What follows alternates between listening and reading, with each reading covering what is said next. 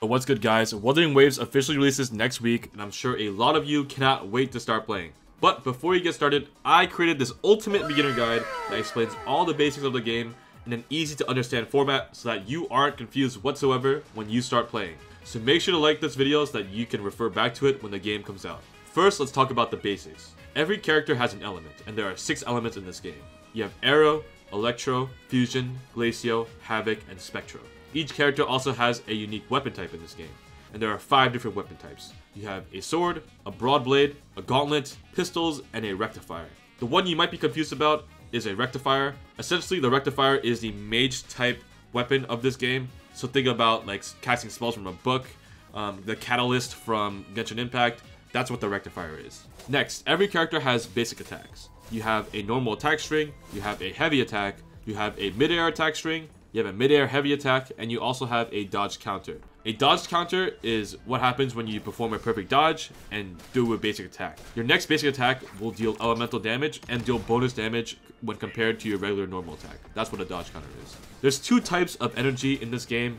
First, let's talk about Resonance Liberation Energy. Resonance Liberation is pretty much your character's ultimate ability, and Resonance Liberation Energy is gained when your on-field character hits a target with any of their attacks or resonance skill. This includes basic attacks, heavy attacks, mid-air attacks, intro skills, and activating your character's Forte Circuit ability. Please note that 30% of the energy generated by your on-field character will be shared with the characters on your team. The second type of energy is Concerto Energy, and Concerto Energy is gained only by your on-field character and is gained whenever your character lands any attack or does a perfect dodge. Now you might be asking, what does the Concerto Energy do?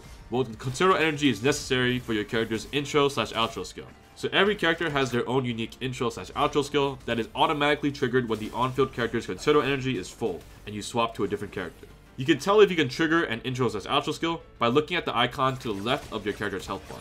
When swapping with full Concerto Energy, the outro skill of the on-field character will be activated, and the intro skill of the character you are swapping to will be activated. You can also tell when you can trigger a party member's intro skill by this ring around their portrait, as well as this sound effect that you will hear. The intro/outro skills can vary depending on the character. Some deal damage, some provide healing, some provide crowd control, and some do a combination of all 3. Next, you have the resonance skill. The resonance skill is pretty much your character's basic ability.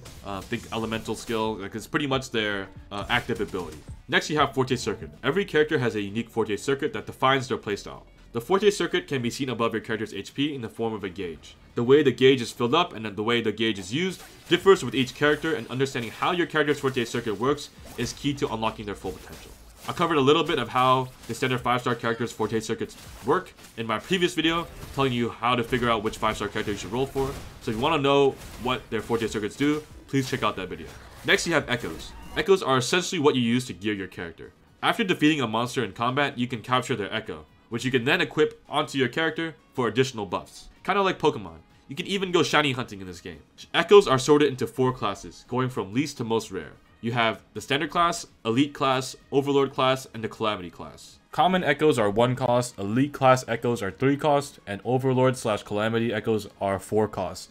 You will be able to equip 5 Echoes per character with a cost limit of 12. There are also different types of rarities for the Echoes that determine their max level. First, you have the green rarity, which has a level 5 max. Then you have the blue rarity, which can be leveled up to level 10 max. Then you have the purple rarity, which can be leveled up to level 15 max. And then you have the gold rarity, which can be leveled up to level 20 max. Now, the unique thing about Echoes is that they can be equipped onto your character and used as an additional ability. These abilities can range from dealing damage, providing healing, providing crowd control, etc.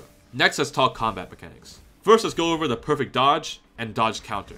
So dodging at the perfect time will trigger a perfect dodge. In a perfect dodge, your character will take no damage, and their next basic attack will be a dodge counter.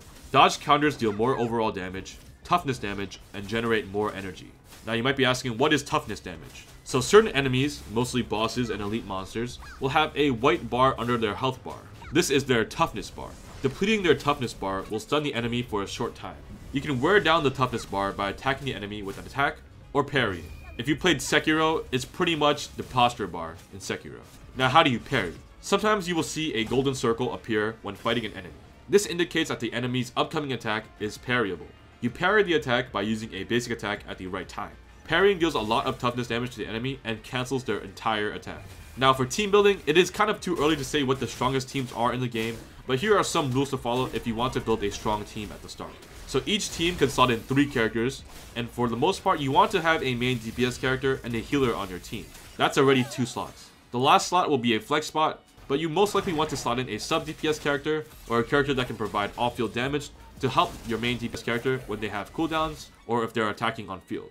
Now, your team comps can change depending on what echoes you have equipped. Maybe you have a healing echo equipped and maybe you don't need a healing character in your team. Then you can substitute that healing character for another damage character. Next, let's talk about co-op. There is co-op in Wuthering Waves. You can play with 2 friends at the same time, totaling 3 players per server. Each player can choose 1 character to play.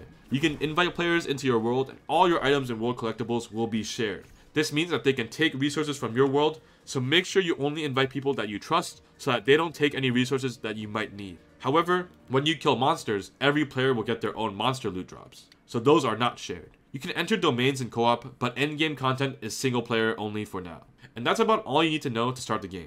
We covered the different elements, weapons, characters, echoes, and combat mechanics of the game so that you are all set and ready to go crazy when the game releases. If you liked this video, make sure you let me know by hitting that like button and subscribe for more Wuthering Waves content. I'll see you on the next one. Peace.